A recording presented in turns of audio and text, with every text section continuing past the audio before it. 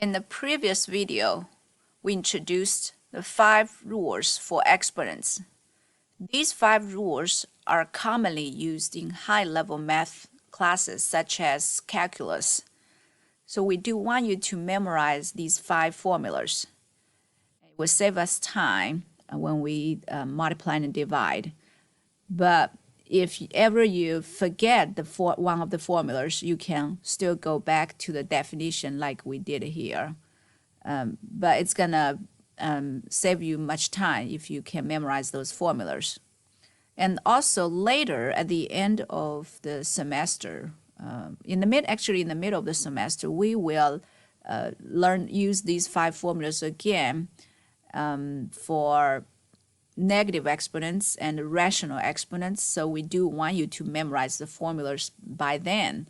Right now, if you forget, you can still use the definition to do it. Like say x squared means 2 copies of x, x cubed means 3 copies of x. You can expand them and add the count how many.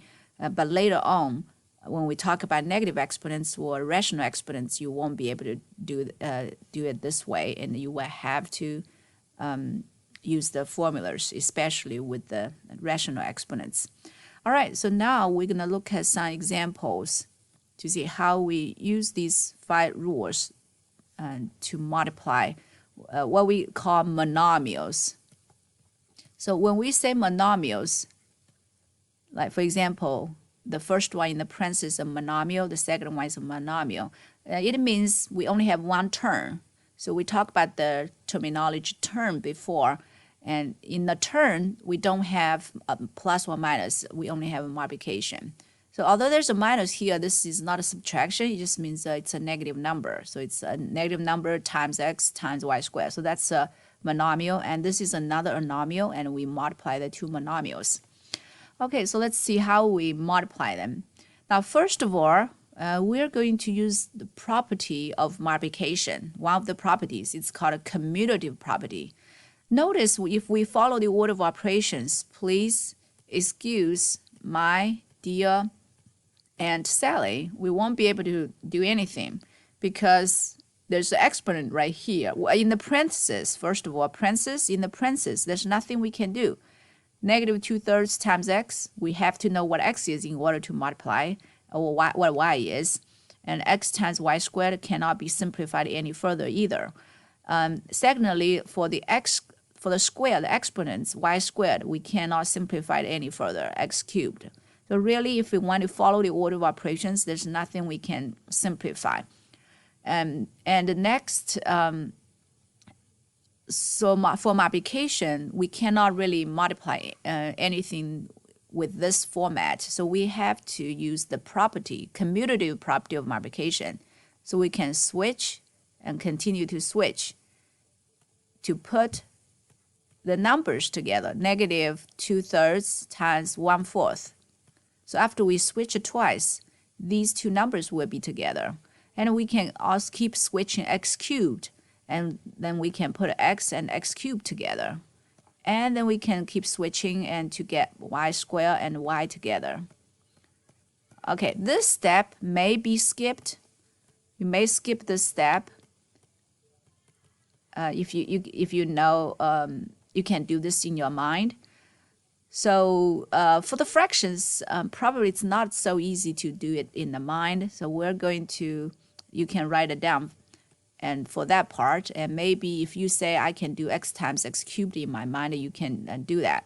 So here let's reduce that, and it's 2 reduces 4. Divide both numbers by 2.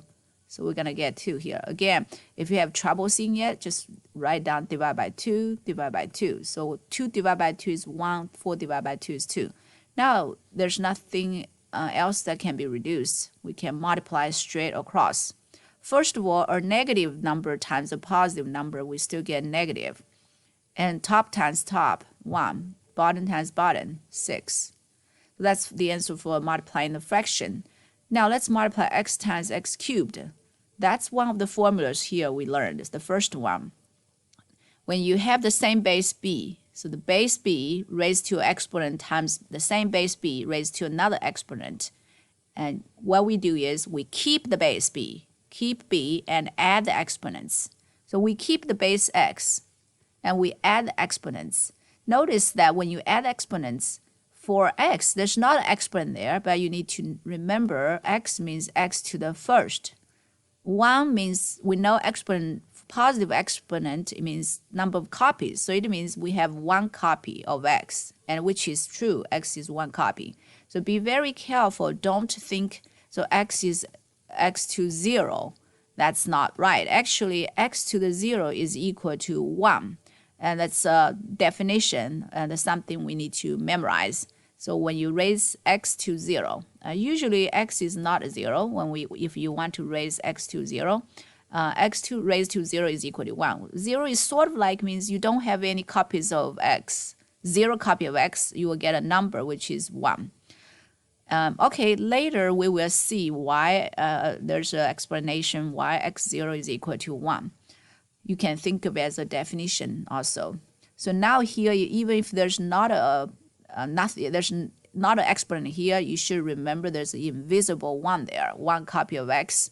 So now we use the first formula, keep the base x, add the exponents. 1 plus 3 is 4. And similarly, this y means y to the first. So we keep the base y, 2 plus 1 is 3. So for both of these, I'm using the first formula, keep the base, add the exponents. Now, for the second case, we are going to first notice in the parentheses, we have -3 times x times y cubed. So there's a product in the base. And looking at the formulas, it's going to be the third formula. The third formula shows that there's a product in the base. Although in the formula we only have 1 product, and you may have more. So in this case, if I have something times b1 times b2 times b3, you may have 3 or 4, even times b4, and you just raise each of them to the exponent. So you will get b1 raised to the exponent, b2 raised to the exponent, and raise b3 to the exponent. So in this case, it's first we're going to apply formula 3. We raise each of them. So be very careful, even if -3 is not close to the 30, remember everything in the parentheses needs to raise to the exponent. So we're going to raise -3 to the third, raise the x to the third, and then raise y third to the third. And I'm going to use another color for this 3, exponent 3 there. So that 3, 3, 3, because especially over here we got 2 exponents. The black color 3 is the exponent for y inside, but the red one is the one on the outside. So first thing is you raise each of them to that exponent by using formula number 3. Okay. Secondly, next we're going to continue to simplify this further. -3 cubed, we just do it by definition. There's no formula for that. So you do -3 times -3 times -3, which gives us -27. So you can work that out on your scratch paper. Now x third will be just x third, nothing to do. For this part right here, we can simplify it further. Notice that there's only 1 base y, but there are 2 exponents. So this is the exponent of exponent. Exponent of exponent, which is the second case right here. You have 1 base b, there's an exponent, there's another exponent. In this case, the formula tells us to multiply the exponents. So we keep the base y and multiply 3 and 3. 3 times 3 is 9. So one thing about the first 2 formulas, sometimes there's confusion that when do we add the exponents, when do we multiply the exponents.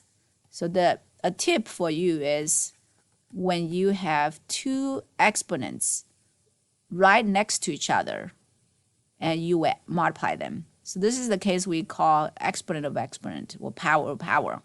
But in the first case, notice that these 2 exponents, see, they're both exponents of b. These 2 are they're not right next to each other. And in that case, you add exponents. So now let's look at next one, division. Notice division, we have number 4 and number 5. They both involve in division. And so first of all, the division, and again, on the top, there's in the numerator, we cannot do anything to simplify it. The same for the bottom. But we can split this division into 3 division questions. So we can divide 2 numbers. We can divide x4 and x3 because they have the same base. We can divide x7 by y7 and by y squared. And this process right here is reversing the multiplication rule of fractions. So if you remember, previously we mentioned how to multiply fractions. You multiply straight across, top times top times top. That would give you 36 times x4 times y7. Bottom times bottom times bottom. That would give you negative 4x cubed and y squared. And so now we're just reversing that rule. If you have a single top and single bottom, I can actually split it as a product of 3 fractions. And as we just checked, verified, when you use multiplication rule, you would go back to that. And the reason we want to reverse that process is because we can divide the numbers. 36 divided by negative 4, we get negative 9. x4 divided by x3. So here we found a formula number 5. If you have the same base with exponents, we can keep the base b, subtract the exponents, and make sure when you subtract, it's always the top minus the bottom exponent. So we keep x, and we do 4 minus 3, which gives me a 1.